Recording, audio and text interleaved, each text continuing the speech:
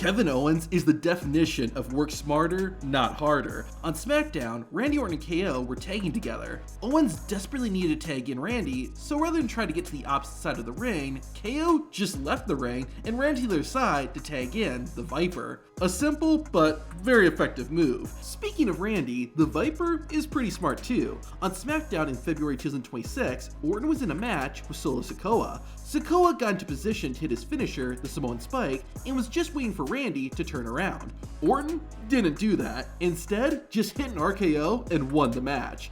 Edge, on the other hand, arguably came up with the best strategy to win a ladder match. On Raw in 2005, the Radar Superstar was facing Matt Hardy in a ladder match for Edge's Money in the Bank contract. Edge entered first, but instead of going to the ring, the Ultimate Opportunist hid in the corner of the entrance stage. Then, when Matt Hardy came out, Edge blindsided him and ran straight for the ladder. Matt recovered fast enough to stop Edge, but had the Radar Superstar beaten up Hardy a bit more, this could have been the shortest ladder match in WWE history. Now that was a smart way to win a ladder match. Here's a smart way to win a tables match. At the 2010 Tables, Ladders, and Chairs pay-per-view, The Miz had his first big test as WWE Champion. The A-lister's opponent that night was the former champ, Randy Orton, and the two were fighting in a tables match. The Miz had Alex Riley in his corner, and during the match, the referee got knocked out of the ring. Orton then powerbombed Riley through a table, which led The Miz to hit the Viper with a skull-crushing finale. The Miz got Alex Riley out of the ring and made it look like he had powerbombed Randy Orton through the table. The referee then got up, looked at the scene, and awarded The Miz the victory.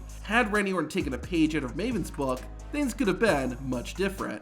On Monday Night Raw, Maven found himself outnumbered when he took on Eugene, who was accompanied by William Regal. Maven thought outside the box and found a way to even the playing field. Oh, look at that. Oh!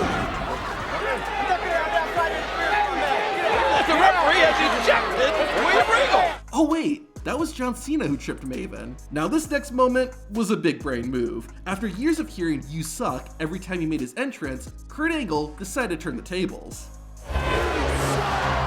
These great SmackDown fans following Kurt Angle's lead from earlier tonight. There are a lot of things you can say about Michael Cole, but dumb isn't one of them. During his rivalry with Jerry Lawler, the two were scheduled to face off in a tag team country whipping match. As you would expect, everyone had a whip that they could use. However, Cole was using his noggin and came to the match wearing Bubblewrap. Yeah, he looked ridiculous, but it did work. Early in his WWE career, William Regal became infamous for using his brass knucks to cheat and win matches. However, the referees eventually caught on and started checking Regal before matches, but the Englishman was one step ahead of them. On SmackDown, William Regal was teaming with Kurt Angle. The referee checked Regal for brass knucks, but William Regal didn't have any. That's because he gave them to Kurt Angle, who gave the knucks back to Regal after the referee's inspection. Now this was so clever. Ooh.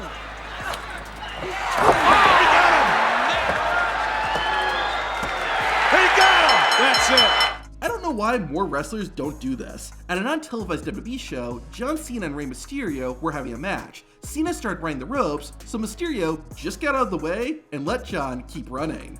Not only did Rey get to catch his breath, but the Doctor of Thugonomics exhausted himself, allowing Mysterio to capitalize. Eddie Guerrero was a master of bending the rules and thinking outside the box. During a triple threat match, Eddie and his valet Chyna hit a metal pipe inside a bouquet of flowers. Guerrero's opponents didn't suspect a thing until it was too late, and he won the match thanks to it. This wouldn't be the last time Eddie's creativity got him the W either. Years later, Eddie Guerrero was in a match against Roman Reigns' older brother, Luther Reigns. During the match, Eddie grabbed a chair and brought it into the ring. This was a classic Eddie Guerrero spot, but Guerrero wasn't just doing the same old trick. Before grabbing the chair, Eddie had stolen a baton from a security guard and hid the weapon in his boot. When the referee was busy getting rid of the chair, Eddie took out the baton and smacked Luther Reigns in the head. With his opponent out cold, Latino Heat hit the frog splash and won the match. However, Dominic Mysterio might have Eddie beat for the highest IQ move. While wrestling Penta, Dominic Mysterio ran out of the ring, grabbed his championship belt, and the timekeeper's hammer. Dom dropped the title, distracting the referee, and then hit Penta with the hammer and doubled down by putting the hammer in his boot and hitting Penta with a 619. He is called Dirty Dom for a reason. Now here's a really smart way to get out of a crossface. Crossface is locked in! Look at Angle! Oh, Angle's got an ankle that got each submission holds on each other! And Benoit finally breaks it! Now, 1000 IQ moments don't just happen during matches. In the lead up to their fight at No Way Out, Stone Cold Steve Austin and Triple H had a contract signing. Part of the agreement was that neither man could attack the other until the No Way Out pay-per-view. Stone Cold and Triple H signed the contract, but then the game attacked Austin.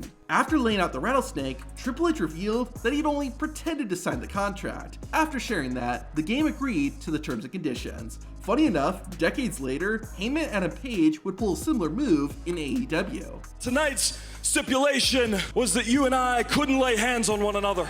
But Nana, they ain't said shit about us. Heyman just Prince Nana, look at Swerve. He can't do the Swerve, his defenses, he can't do anything. Here's a question for ya. What would you be willing to do to win a match? Shawn Michaels gave his answer when he fought Goldust. The Heartbreak Kid didn't hit the bizarre one with a move, but instead, a kiss. Goldust enjoyed the surprise smooch, which allowed Michaels to hit Sweet Chin Music and win the match. Now this is a really effective way to counter the Green Mist. Asuka! Whoa! Oh, the Green Mist King! We all know that the only way to be eliminated from the Royal Rumble match is to be thrown over the top rope and have both feet touch the floor. So wouldn't the best strategy be to stay low and do nothing? Well, during the 2000 Royal Rumble match, someone did. Road Dogg entered at number 19, and almost immediately, he got on the mat and curled up in the corner. While the DOGG did take a few stomps, he managed to last an impressive 19 minutes before he stupidly got up, turned his back, and got eliminated. This next one really makes me wonder, why don't more wrestlers do this? During Rob Van Dam and Kane's run as a tag team, they found themselves in a match against Lance Storm and William Regal. At one point, Storm got behind Kane and twisted his mask. With the Big Red Machine unable to see, Storm shoved RVD into Kane, causing Kane to chokeslam his own tag team partner, which got Regal and Lance the win. While that was borderline cheating, how Becky Lynch won this match was perfectly legal. Bayley stacks up Lyra. Becky from behind. A backslide. Becky retains. On a March 1999 episode of WCW Nitro, Bret Hart came out to the ring to trash talk Goldberg. So basically what Bret Hart does today.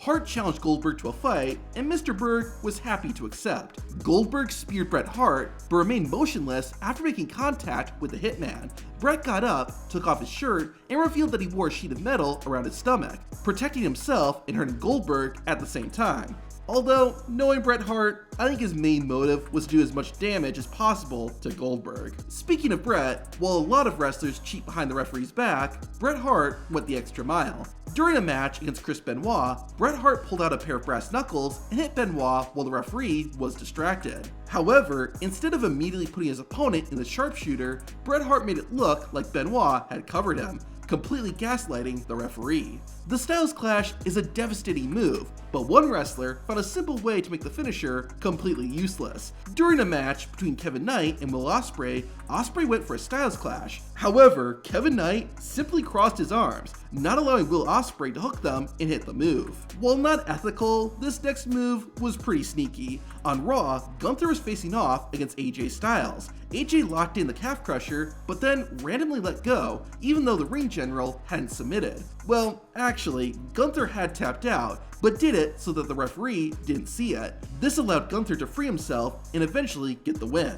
Funny enough, almost 10 years earlier, The Undertaker used the same trick when he fought Brock Lesnar. The dead man tapped out where the referee wasn't looking, which caused Lesnar to lower his guard and give The Undertaker the victory. At TLC 2009, D-Generation X defeated Big Show and Chris Jericho to become the WWE Tag Team Champions. The following night on Raw, the former champs received their automatic championship rematch. However, DX didn't really feel like wrestling that night, but they also didn't want to forfeit the titles, so they found a clever workaround. Once the bell rang for the rematch, Triple H and Shawn Michaels got themselves disqualified. Not only did they not break a sweat, but since it was a DQ, they remained the WWE Tag Team Champions. I wish that's how my job worked.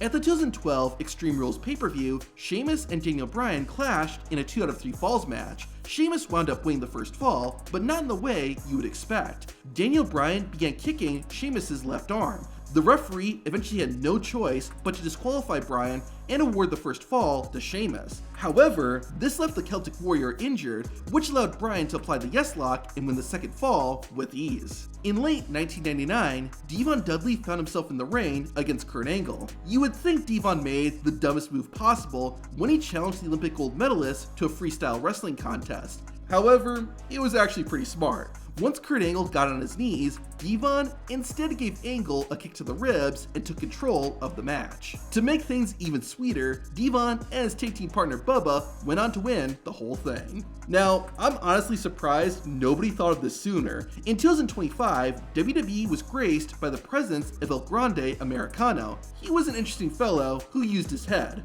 Literally. During matches, Americano slid a piece of metal inside his mask, which almost guaranteed that his opponents would be knocked out when he headbutted them. And the referee had no clue. Now, I bet you didn't know there are a number of rules, both written and unwritten, that masked wrestlers need to follow. To find out what they are and what the punishment is for breaking them, watch the video on screen.